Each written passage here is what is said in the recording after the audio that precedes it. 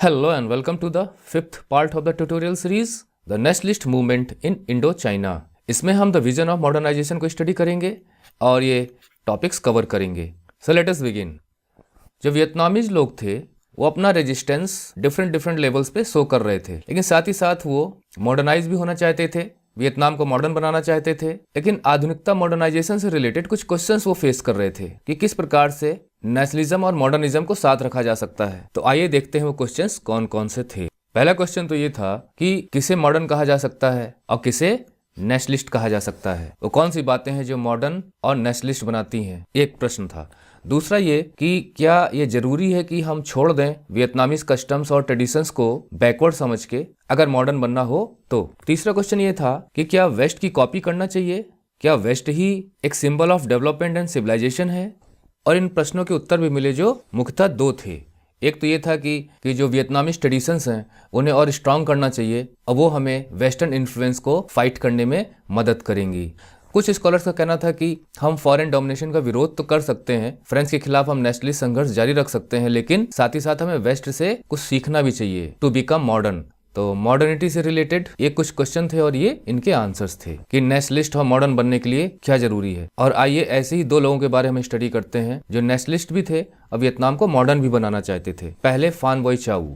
फान बोई चाउ एक कन्फ्यूशियन स्कॉलर थे और चाइनीज ट्रेडिशन को पसंद करते थे। 1903 में इन्होंने रिवोल्यूशनरी सोसाइटी की स्थापना की और प्रिंस खोंग डे को इसका हेड बनाया। प्रिंस खोंग डे इंग्विन डायनेस्टी से ही रिलेटेड थे। इंग्विन डायनेस्टी की स्थापना 1802 में जियालोंग ने की थी। अपने फोर्थ सन को अपना उत्तराधिकारी बनाया और जो उनके एल्डेस्ट पुत्र थे उनके बेटों के या उनकी पीढ़ी के किसी को अपना उत्तराधिकारी नहीं बनाया। और ये प्रिंस खोंग डे जो जियालोंग के फर्स्ट बेटे थे उन्हीं की पीढ़ी से रिलेटेड थे। साथ ही साथ लियांग खिचाओ जो कि एक चाइनीज रिफॉर्मर थे, उनसे फान बोई चाउ मिले तो उन्होंने उनको किताब लिखने की प्रेरणा दी और उन्होंने किताब लिखी भी थी जिसका नाम था the history of loss of Vietnam, जिसमें उन्होंने डबल लॉस की बात की थी।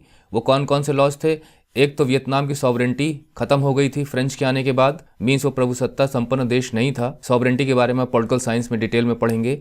और साथ ही साथ जो चाइना से उनका ट्रेडिशनल रिलेशन था वो भी कट ऑफ हो गया था। फान बोई चाउ मोनार्की के विरोधी नहीं थे और मोनार्की का सहारा लेके वो फ्रेंच को आउट करना चाहते थे वियतनाम से। और फान बोई चाउ के साथ ही साथ एक और नेशनलिस्ट थे, फान छु ट्रिन। फान छु ट्रिन जो डेमोक्रेटिक आइडियल्स थे वेस्ट के उससे ज्यादा प्रभावित थे और कन्फ्यूशियन और चाइनीज ट्रेडिशन के आलोचक थे। दूसरी तरफ अगर फान बोई चाउ मोनार्की का इस्तेमाल करना चाहते थे तो फान छु ट्रिन उसका घोर विरोध करते थे। He was very much hostile to monarchy और वियतनाम में एक डेमोक्रेटिक रिपब्लिक की स्थापना करना चाहते थे। फान बोई चाउ अगर चाइनीज ट्रेडिशन को बढ़ावा देना चाहते थे तो लिबर्टी जैसे कंसेप्ट फान छु ट्रिन को बहुत ही फैसिनेटिंग लगते थे और वो फ्रेंच गवर्नमेंट को प्रेशराइज करना चाहते थे कि वो लीगल और एजुकेशनल इंस्टीट्यूशन सेटअप करें, एग्रीकल्चर और इंडस्ट्री को डेवलप करें।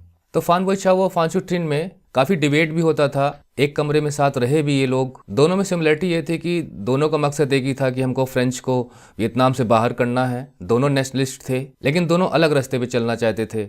अगर फान बोई चाउ मोनार्की का सपोर्ट करना चाहते थे नेशनलिस्ट स्ट्रगल में तो फान छु ट्रिन का कहना था कि हम फ्रेंच का सहारा ले सकते हैं, उनके लोगों की मदद ले सकते हैं वियतनाम को मॉडर्न बनाने के लिए और एक डेमोक्रेटिक रिपब्लिक स्थापित करने के लिए। ये वेस्टर्न आइडियल से काफ़ी प्रभावित थे और फान बोई चाउ कन्फ्यूशियन ट्रेडिशन और चाइनीज ट्रेडिशन को काफ़ी महत्व देते थे, जिसकी बात उन्होंने अपनी किताब में की भी थी जो अभी हमने पढ़ा यहाँ पे कि severing of ties with China. और इसके साथ ही साथ जापान और चाइना में होने वाली घटनाओं से भी प्रभावित थे वियतनामीज नेशनलिस्ट्स। जापान का प्रभाव यह था कि जापान ने अपनी मिलिट्री माइट को प्रूफ किया था जब उसने रशिया को हराया था 1907 में। और साथ ही साथ जापान को कॉलोनी बनाने की जो भी वेस्टर्न एफर्ट्स थे उसका सफलतापूर्वक विरोध भी किया था। Means Japan was not colonised. Japan से रिलेटेड हमें गोइस्ट मूवमेंट पढ़ना है। लगभग 300 के लोग जापान में 1907 में गए, लेकिन उनका मकसद क्या था जाने का? उनका मकसद ये था मॉडर्न एजुकेशन प्राप्त करना। जो प्राइमरी ऑब्जेक्टिव था वो था कि किसी भी तरह से हमें फ्रेंच को आउट करना है वियतनाम से।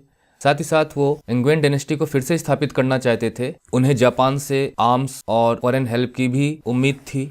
साथ ही साथ वहाँ पे रेस्टोरेशन सोसाइटी की एक ब्रांच भी स्थापित की इन लोगों ने टोक्यो में। लेकिन 1908 में वहाँ की जो होम मिनिस्ट्री थी उसने फिर दमन चक्र चलाया और फान बोई चाउ वगैरह को चीन और थाईलैंड में शरण लेनी पड़ी। साथ ही साथ चीन में 1911 में क्रांति हुई थी। जो वहाँ की किंग डायनेस्टी थी उसे उखाड़ फेंका गया, यानी मोनार्की को खत्म कर दिया गया। वहाँ पर रिपब्लिक ऑफ चाइना स्थापित किया गया और इसमें सन यत सेन की बहुत बड़ी भूमिका थी। तो जो वियतनामीज नेशनलिस्ट थे उन्हें चीन से भी सहयोग मिलने की आशा थी। वहां पर रेस्टोरेशन ऑफ वियतनाम की स्थापना हुई और इस चाइनीज रेवोल्यूशन से प्रेरित होकर वियतनामीज नेशनलिस्ट जो पहले कॉन्स्टिट्यूशनल मोनार्की से संतुष्ट हो जाना चाहते थे, उसे छोड़कर उन्होंने डेमोक्रेटिक रिपब्लिक ऑफ वियतनाम की मांग को तेज कर दिया। So this part ends here. I hope कि वीडियो से लाभ जरूर हुआ होगा। Thank you for watching the video tutorial. See you in the next video. Till then, good bye, take care.